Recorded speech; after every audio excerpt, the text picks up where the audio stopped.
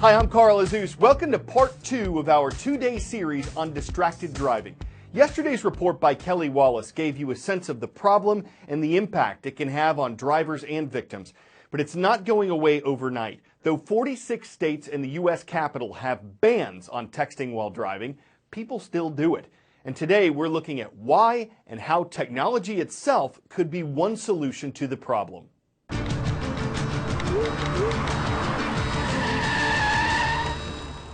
Most people will admit that doing this while driving is dangerous, and yet they do it anyway. Why? Experts say it's because of the addictive nature of these devices and how our brain instinctively responds to those pings. It's like being at a party, and when someone taps you on the shoulder, you need to turn around. The same is often true when you hear a ping. You need to look, even when you're behind the wheel. Before the accident that changed Laura Mauer's life, the mother of two tried to ignore the ping alerting her to an incoming text, but ultimately couldn't resist it.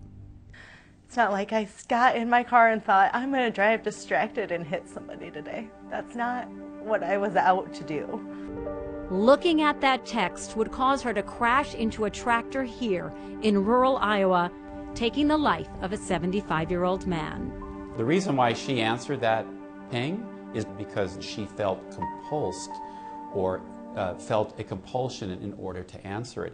Dr. David Greenfield is the founder of the Center for Internet and Technology Addiction.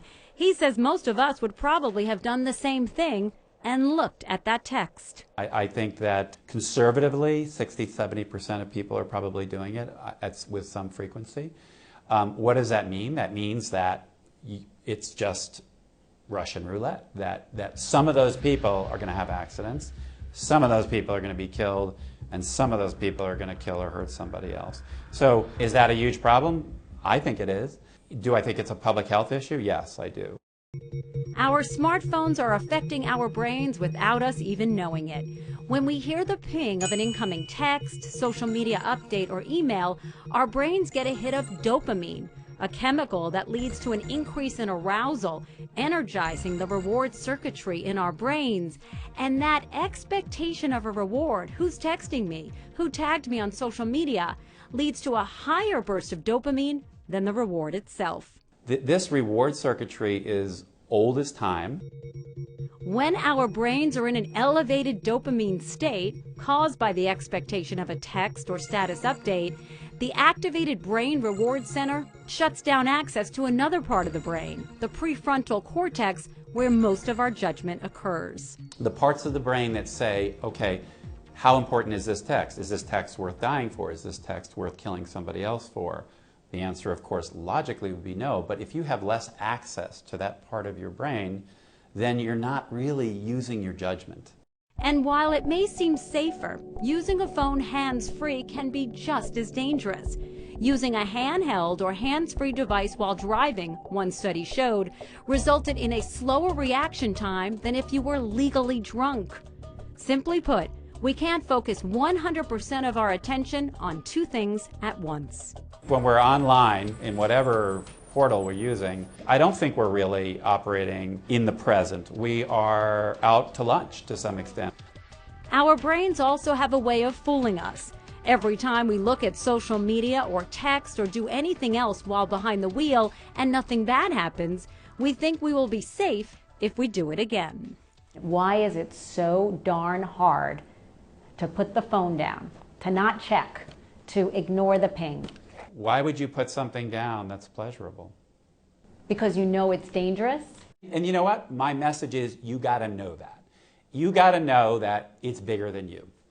That's really the bottom line. We like to think we're the master of our destiny. That's not true. But technology, which caused the problem, could also help solve the problem. It's the perfect problem for a technological solution. It's like a disease and a vaccine. Scott Tibbetts of Boulder, Colorado, is on a mission to prevent families from ever getting the call that their loved ones died as a result of distracted driving. I'm over here and I'm a scientist and engineer, but boy, scratch the surface as, more than anything else, I'm a father. Back in 2008, after Tibbetts arrived for a business meeting, he learned the person he was to meet with had been killed only hours earlier by a driver who was allegedly texting behind the wheel. There's just this cathartic empathy for the tragedy of it. And having just driven through the intersection, and then the entrepreneur kicks in.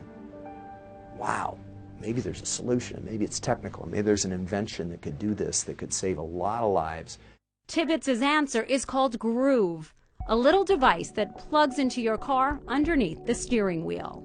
Groove alerts your mobile phone provider to hold all emails, texts, and social networking updates, and prevents you from sending messages and posting on social media while driving. Just when you start driving, you go into the super airplane mode where the things that would distract you go away. All of a sudden, those capabilities are not on the phone anymore. And then if somebody tries to text them, it's blocked, and the person trying to text them gets a message that says, Scott's driving right now, he'll get the text when he's at the end of his trip. I turn off the key, and about 10 seconds later, all my messages come in. The wireless providers have their own answers. Free apps downloaded to your device which silence incoming messages, sending an auto reply to your friends and family that you are driving. The apps also prevent you from texting when the car is moving, but not all apps block access to social networking. Once for that driver. Jesse Hogard, Chief Marketing Officer for Cell Control, demonstrates his company's answer to distracted driving. It's called Drive ID. It's solar powered, and it'll mount to the windshield of the car, right underneath and behind the rearview mirror. So I'm going to send you a message, Jesse. Hey, Jesse, where are you? Very important message to send while someone's driving, That's the right? thing is they're usually that important. Exactly. At a cost of $129, what it can do that the wireless providers' apps can is automatically detect who is driving and who is not. And with that in place and our app on the phone or devices that you want to protect in the vehicle, we can restrict access to applications on the phone, either throughout the entire vehicle for all passengers or for just the driver. Okay, so Jesse, I'm going to text you and see what happens, all right? Want to meet for dinner? Another very important text, especially if you know someone's driving.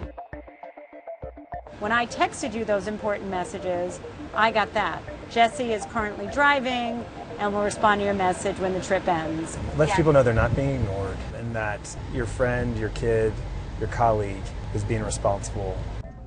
Jesse then moves into the passenger seat during a drive along the track at Road Atlanta in Brazelton, Georgia. I'm still able to use my phone like I normally would, so I can go to my Facebook page, my Facebook feed, and look at it like I normally would. Whereas earlier when I tried to do that in the driver's seat, it locked me out of that. Exactly. What about the teens who think, no problem, cell control. I'm going to figure out a way for you not to work when I'm driving so I can text my friends or check Facebook or Snapchat while I'm driving. No. So we have a room full of engineers whose job it is to sit around and think like savvy 16 and 17-year-olds. And then not only that, but stay a few steps ahead of them.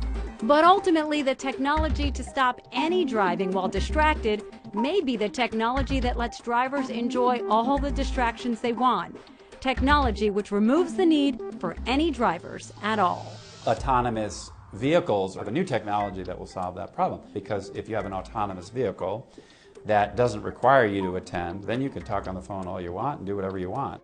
Raising awareness, no doubt, is something we all can do to try to stop distracted driving.